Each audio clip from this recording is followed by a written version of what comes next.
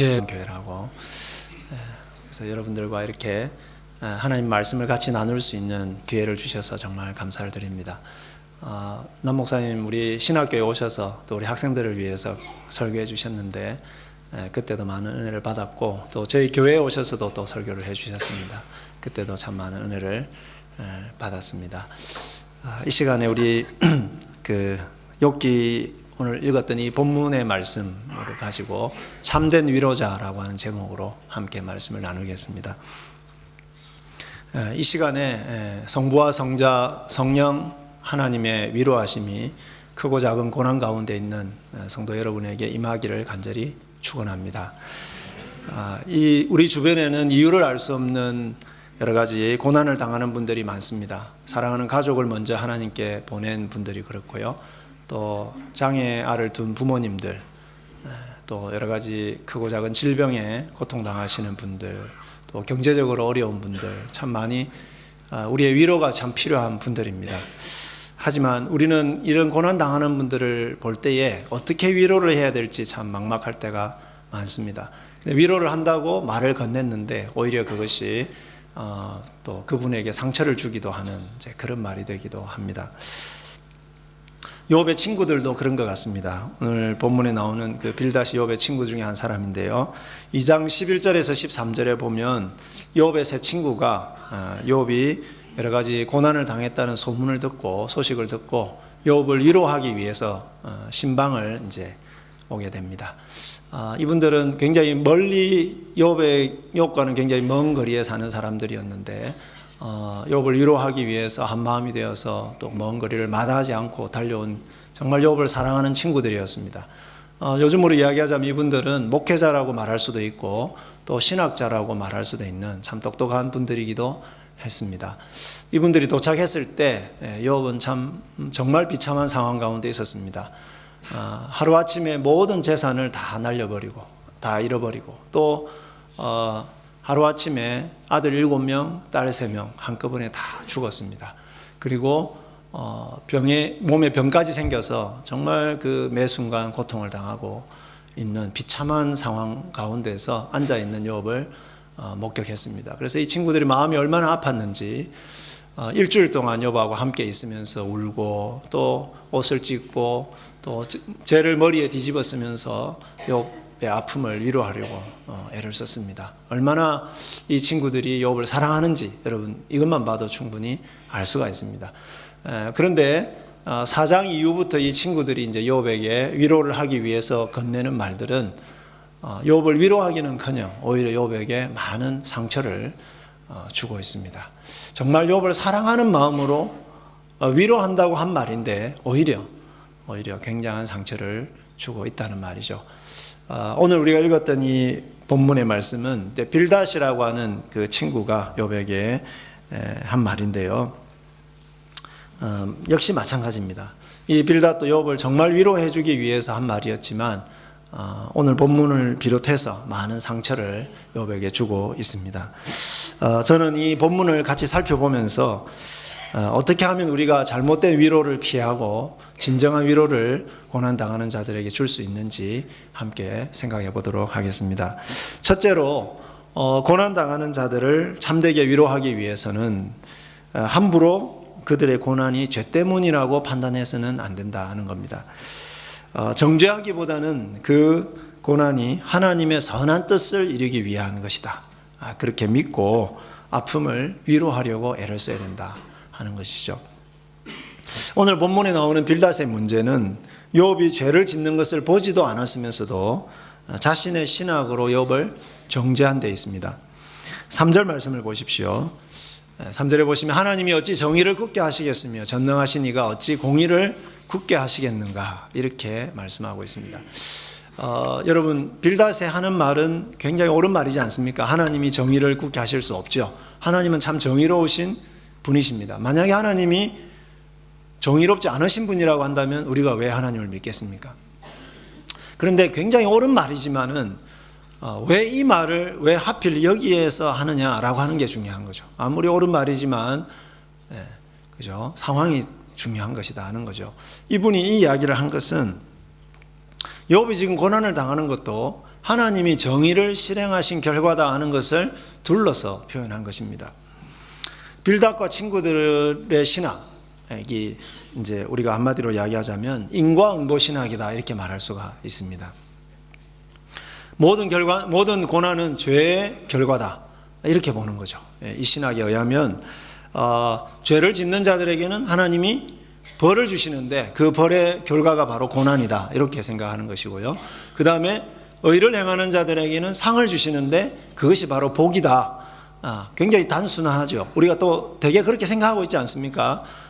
의를 행하는 자들은 다 잘 될 거야. 그러나 악을 행하는 자들은 심판을 받을 것이다. 이게 이제 대체로 우리가 가지고 있는 생각인데 이분들은 철저하게 모든 것을 이런 신학을 가지고 판단을 하고 있습니다. 그렇기 때문에 이분들은 욥이 죄를 짓는 거 보지 않았습니다. 그렇지만 이렇게 엄청난 고난을 당하는 것을 보니 욥이 분명히 큰 죄를 지었던 것이 분명하다. 그렇게 판단을 한 것입니다. 그러면서 빌닷은 4절에서 자신의 신학의 그 예로서 욥의 자녀들의 죽음을 들고 있습니다. 4절 한번 보십시오. 내 자녀들이 주께 죄를 지었으므로 주께서 그 죄에 버려두셨나니. 무슨 말이겠습니까?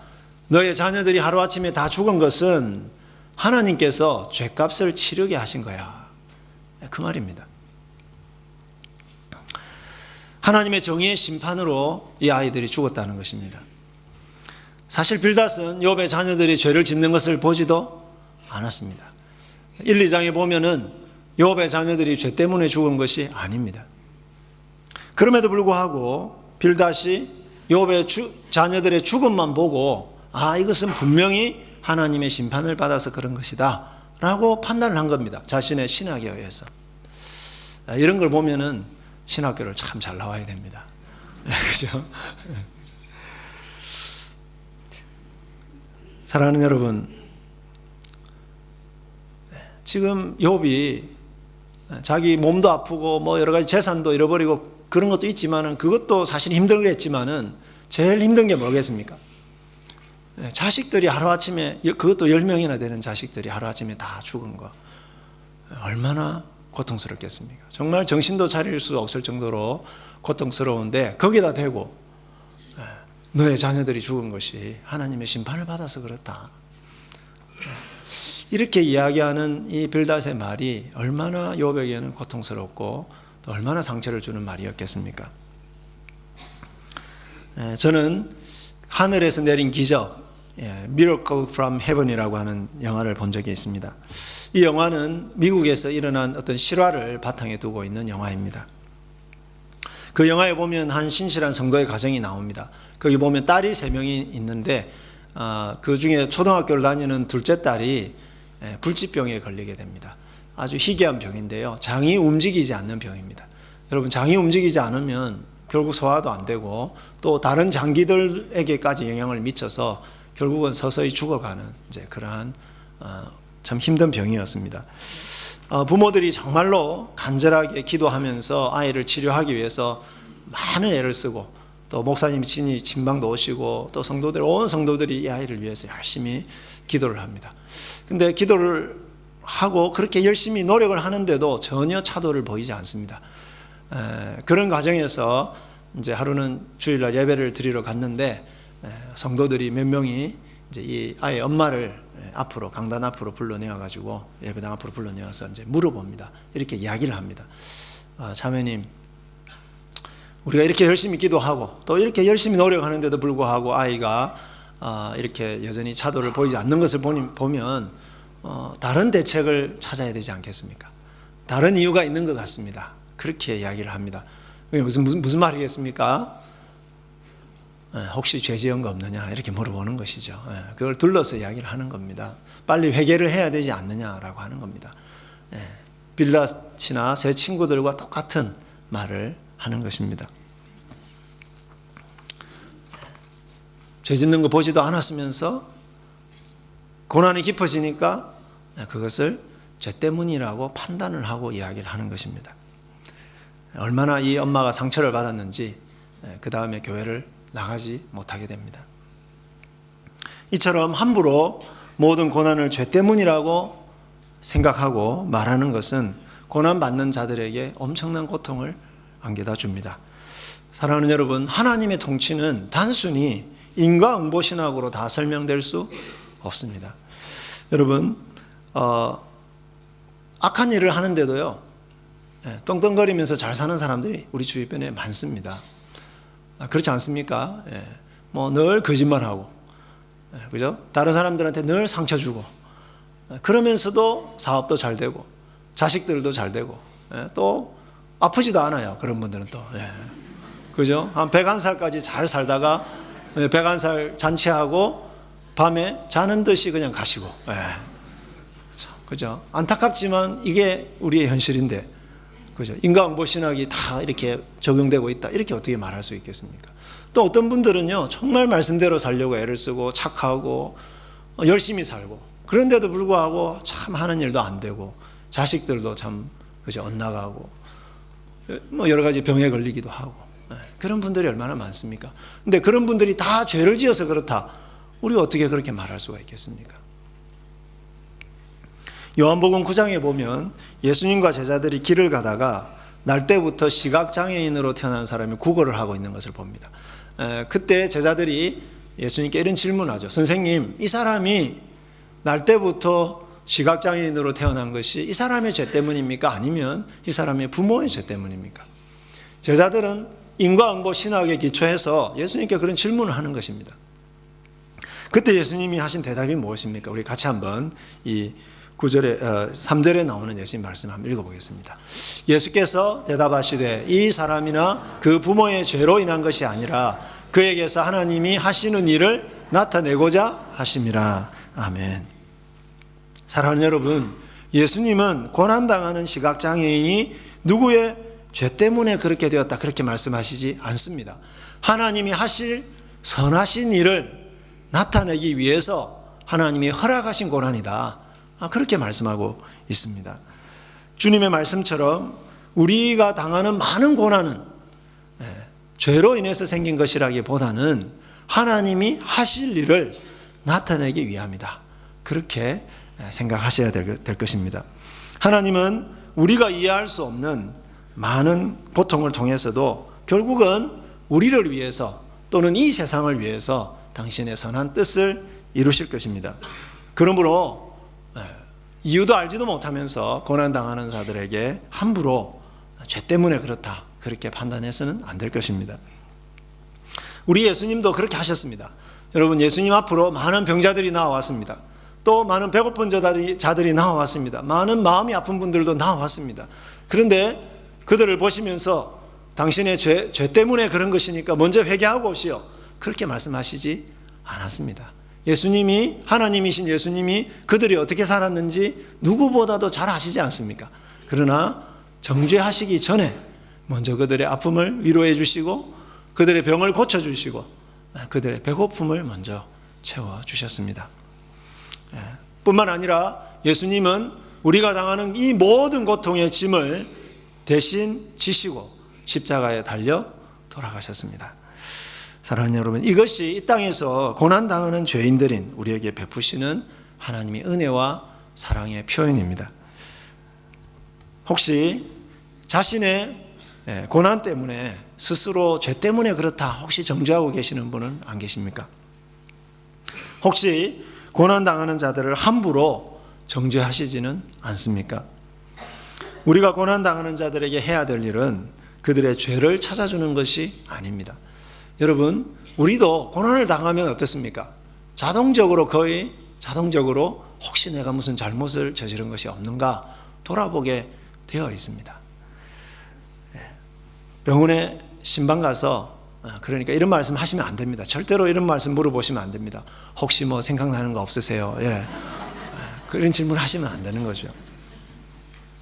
하나님이 왜 그분들에게 고난을 주시는지 이유도 모르면서 함부로 정죄하면 고난당하는 형제자매들을 우리는 두 번 죽이는 것이 되는 것입니다. 우리가 해야 될 일은 그들의 아픔을 공감해주고 그들을 진심으로 위로하는 것뿐입니다. 혹시 여러분들의 마음속에 한 90% 정도 이 사람이 분명히 죄 때문에 그런 거다, 이런 생각이 든다고 할지라도 그 생각을 그냥 억누르시고 우리가 해야 될 일은 그 사람이 설사 죄를 지어서 그렇다 할지라도 우리가 해야 될 일은 뭘까요? 그 아파하고 힘들어하는 그분을 진심으로 위로해 주는 것, 진심으로 같이 아파해 주는 것, 그것이 우리가 해야 할 일입니다. 하나님이 용서하신 그 은혜의 기초 위에서 이분을 통해서, 이 고난을 통해서 하나님의 선하신 뜻을 이루실 그 하나님의 주권을 바라보면서 같이 그 고난을 견디는 것, 그것이 우리가 해야 될 일이라는 것입니다. 우리 하늘의 교회 성도님들은 고난당하는 자들을 정죄하기보다는 하나님의 선한 뜻을 기대하면서 먼저 주님의 위로로 위로하는 분들이 다 되시기를 간절히 축복합니다. 두 번째로 고난당하는 자들을 참되게 위로하기 위해서는 회개하면 속히 회복될 것이다 라고 함부로 권면하지 말아야 합니다. 그보다는 그들을 불쌍히 여기고 고난의 짐을 함께 지는 것이 진정한 위로가 될 것입니다. 여러분, 죄 때문에 이 사람이 이렇게 고난을 당한다, 이런 판단이 들면 우리는 그 사람을 사랑하기 때문에, 욥의 친구들처럼 욥을 사랑하기 때문에 어떻게 해결책을 제시할까요? 빨리 회개해라. 그러면 하나님이 복을 주실 것이다.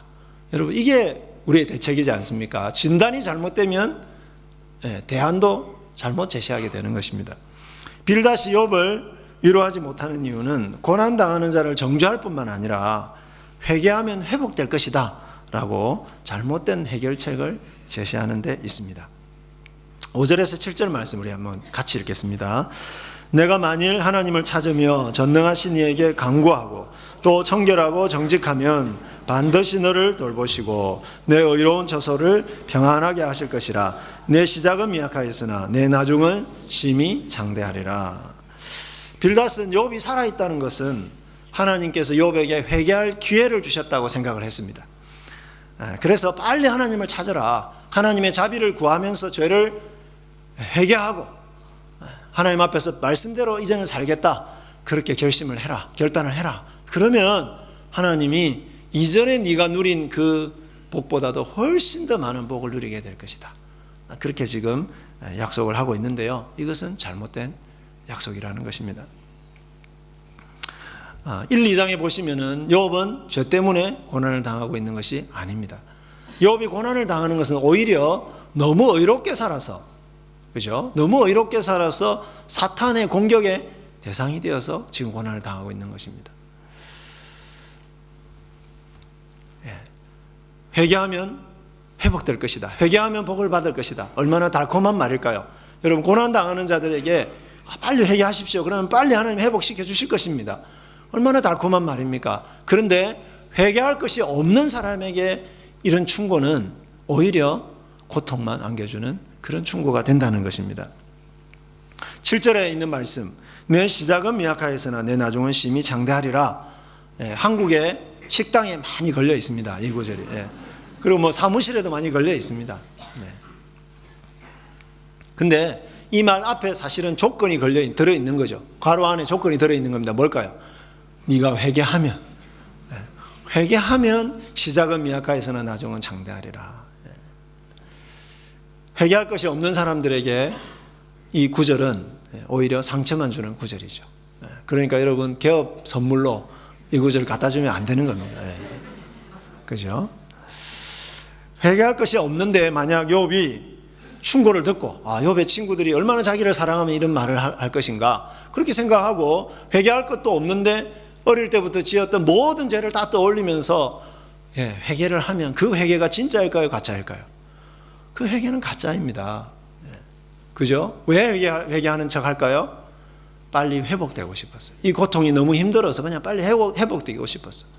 정말로 죄가 마음 아파서 회개하는 것도 아니고 그 죄 때문에 하나님이 힘드신 것 때문에 마음 아파하는 것도 아닌 거죠.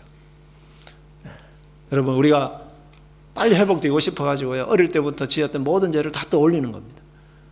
어릴 때 수박서리 한 거, 그죠? 그 다음에 새벽기도 마치고 성경책 끼고 육교 밑으로 건너간 거, 이런, 그런 거 막 떠올리면서 눈물 콧물 흘리는데 사실 그 죄는 예수 믿을 때 다 용서받은 거잖아요. 그렇지 않습니까? 용서받았는데 또 그 죄를 또 올리는 이유는 뭘까요? 빨리 회복되고 싶었어요. 거짓된 회개가 되는 것입니다. 우리가 고난당하는 자들에게 회개하면 복을 주실 것이다, 회복시켜 주실 것이다, 잘못된 대답을 주면 그 사람들에게 잘못된 회개를 강요하는 그런 죄를 저지르게 된다는 것입니다. 욥은 지금 어떻게 하면 빨리 회복될까? 그걸 고민하고 있는 것이 아닙니다. 자신이 특별히 죄를 저지르지도 않았는데도 불구하고 하나님께서 왜 이렇게 고난을 주시는지 이유를 몰라서 그래서 마음 아파 정말 힘들어하고 있는 것입니다. 빌닷의 충고대로 정말 하나님의 말씀대로 살았는데, 정말 어렵게 살았는데 그럼에도 불구하고 이런 고난이 찾아와서 그래서 힘들어하고 있는 것입니다. 그런 욥의 아픔에는 전혀 공감해 주지도 않은 채로 그냥 회개하라고 하면서 행복한 미래를 약속하는 것은 욥에게 전혀 위로가 될 수 없다는 말입니다. 그러므로 우리도 고난당하는 분들에게 죄를 회개하면 속히 회복될 거라고 쉽게 말해서는 안 될 것입니다. 그러면 어떻게 해야 됩니까? 욥은 친구들에게 19장 21절에서 이렇게 외치고 있습니다. 같이 한번 읽어보겠습니다. 나의 친구야, 너희는 나를 불쌍히 여겨다오. 나를 불쌍히 여겨다오. 하나님의 손이 나를 치셨구나. 사랑하는 성도 여러분, 고난당하는 자들에게 우리가 해야 할 일은 죄를 찾아내고 또 죄를 회개하면 복 주실 것이다, 그렇게 잘못된 대답을 주는 것이 아닙니다. 정말 고난당하는 분들이 정말로 원하는 것은 뭘까요? 자신을 불쌍히 여겨주는 겁니다. 자신을 긍휼히 여겨주는 겁니다. 같이 울어주는 거죠. 같이 울어주는 거. 이유 여하를 막론하고 진심으로 그들의 고난을 함께 아파하고 위로하는 것입니다. 특별히 여러분, 고난당하는 분들에게 가서 특별히 말씀하시려고 하시지 않으셔도 됩니다. 무슨 말이 위로가 되겠습니까, 여러분? 그냥 같이 손잡아주고 같이 아픔을 느끼면서 그 아픔 때문에 같이 울어주는 거죠. 그리고요, 혼자서는 충분히 위로할 수 없습니다. 여러분, 오랫동안 고난당하는 사람에게 우리가 혼자서 어떻게 그 고난을 다 같이 위로할 수가 있겠습니까? 그래서 공동체가 필요한 거죠. 우리가 교회로서 존재하는 이유는요, 이 땅에서 고난당하는 많은 분들에게 함께 위로가 되어주기 위해서인 거죠. 그리고 진정한 위로는 어떤 위로일까요? 고난을 당하기 때문에 그분이 할 수 없는 일을 우리가 대신 해주는 겁니다. 자식들을 돌봐준다든지, 부모님을 돌봐준다든지, 가정의 살림을 좀 대신 해준다든지, 그리고 간호를 해준다든지, 실제적인 위로를, 실제적인 필요를 채워줄 때에 고난당하는 자들이 진정한 위로를 받을 것입니다. 아까 말씀드린 그 영화에 보면 하나님께서 불치병에 걸린 그 아이를 기적적으로 회복시켜주고 계시는 장면이 나옵니다. 이 아이가 이제 언니랑 동생이랑 마당에서, 집 마당에서 이렇게 놀면서 나무 위에 올라갔습니다. 근데 그 나무가 너무 오래되어 가지고요, 이 기둥이 비어 있었습니다. 그래서 이 아이가 올라갔다가 그 기둥 안으로 떨어져 버린 거죠. 그래서 기절을 한 상황인데, 한 서너 시간 정도 이제 소방서에서 와서 이제 이 아이를 구조해내는 이제 그 시간이 있는데, 막 사람들이 기자들이 몰려와가지고 막 이제 취재도 하고 그런 상황인데, 한 그 서너 시간 동안 하나님이 이 아이를 찾아와 주셔서 기적적으로 깨끗하게 이 아이를 치료해 주셨습니다. 근데 이 아이를 치료해 주신 것이 이 아이가 무슨 회개를 했거나 이 부모가 무슨 회개를 했기 때문이 아닙니다. 하나님의 선하신 일을 이루실 때가 되었기 때문에 하나님이 이 아이와 이 아이의 가정을 사랑하셔서 기적적으로 그 은혜를 베풀어 주신 것이죠. 그래서 나중에 이제 이 엄마가 이제 그 교회 앞에서 많은 이제 기자들이 몰려 있는 그 상황에서 이제 간증을 합니다. 간증을 하는데, 자신과 아이를 정죄하는 그런 사람들의 눈이 너무 고통스러웠다, 그렇게 이야기를 하고요. 그리고 그보다 하나님이 왜 우리에게, 특별히 이 사랑스러운 아이에게 이런 고통을 주시는지 이해가 되지 않아서 너무 힘들었다, 그렇게 이야기를 합니다. 그러면서 이 아이가 기적적으로 회복하게 된 것은 전적으로 하나님의 은혜요, 하나님의 사랑이었다고 간증을 하고요. 또 뿐만 아니라 이 고난의 시간들을 잘 견딜 수 있도록 위로해 준 사람들 덕분이었다. 그렇게 이야기를 합니다. 의사 선생님이나 간호사가 그 영화에 보면은 끝까지 격려를 해주고, 그리고 이제 그 아이가, 그 여자아이의 친구가, 그 반 친구 한 명이 나오는데, 다른 친구들은 이 아이가 불치병에 걸렸다고 하니까 이렇게 눈치 보면서 슬슬 피하고 이렇게 하는데, 그 아이는 오히려 다가와가지고 같이 놀자고 그렇게 이야기하는 한 친구가 나옵니다. 그리고 끝까지 기도해 준 성도들, 그리고 또 같이 이 고난의 시간을 견뎌준 남편과 아이들, 그런 아이들의 사랑 덕분에 이 고난을 잘 이겨낼 수 있었다. 그렇게 간증을 합니다. 사랑하는 우리 한우리 교회 성도 여러분, 우리도 고통당하는 자들에게 이러한 참된 위로를 주는 사람들이 되었으면 좋겠습니다. 죄를 지었다고 함부로 판단하고 회개하면 회복될 것이다, 그렇게 잘못된 해결책을 제시하기보다는 오히려 함께 아파하고 함께 기도하면서 그 고난을 잘 견디도록 돕고, 그래서 그 고난을 통해서 하나님의 선하신 뜻을 이루는 저와 여러분들이 되기를 간절히 축복합니다. 세 번째로, 고난당하는 자들을 참되게 위로하기 위해서는 우리의 참된 위로자 되시는 삼위 하나님의 위로를 충분히 받아야 됩니다. 삼위 하나님의 위로를 우리가 충분히 받아야, 그래야 우리도 고난을 이겨낼 수 있고, 그리고 그 위로로 다른 고난당하는 자들을 위로할 수 있습니다. 우리는 근본적으로 참된 위로를 할 수 없는 사람들입니다. 그걸 어떻게 알 수 있느냐? 제 옆에 있는 아내가 힘들어할 때 제가 진짜 위로를 못하더라고요. 그걸 보면 알 수가 있습니다. 그래서 우리는 정말 삼위 하나님의 도우심이 정말 필요합니다. 고린도후서 1장 3절 말씀에서 바울이 이렇게 말씀하고 있는데 같이 한번 읽어보겠습니다. 찬송하리로다. 그는 우리 주 예수 그리스도의 하나님이시요 자비의 아버지시요 모든 위로의 하나님이시라. 모든 위로의 하나님이신 성부 하나님이십니다. 그리고 4절에는 또 이렇게 말씀하고 있습니다. 우리의 모든 환난 중에서 우리를 위로하사 우리로 하여금 하나님께 받은 위로로서 모든 환난 중에 있는 자들을 능히 위로하게 하시는 이라고 말씀하고 있습니다. 우리는 위로할 수 없는 자들인데 먼저 모든 위로의 하나님이 고통당하는 우리에게 위로를 주시고, 그래서 그 위로를 통해서 우리도 고난을 이겨낼 뿐만 아니라 그 위로를 통해서 다른 고난당하는 자들을 위로하게 하시는 하나님이다, 그렇게 말씀하고 있습니다. 그리고 성자 예수님은 어떤 분이십니까? 우리의 죄와 고통을 친히 짊어지시고 십자가에서 돌아가셨는데 어떻게 그렇게 하실 수 있었습니까? 우리의 연약함을 동정하시는 분이시기 때문에 그렇습니다.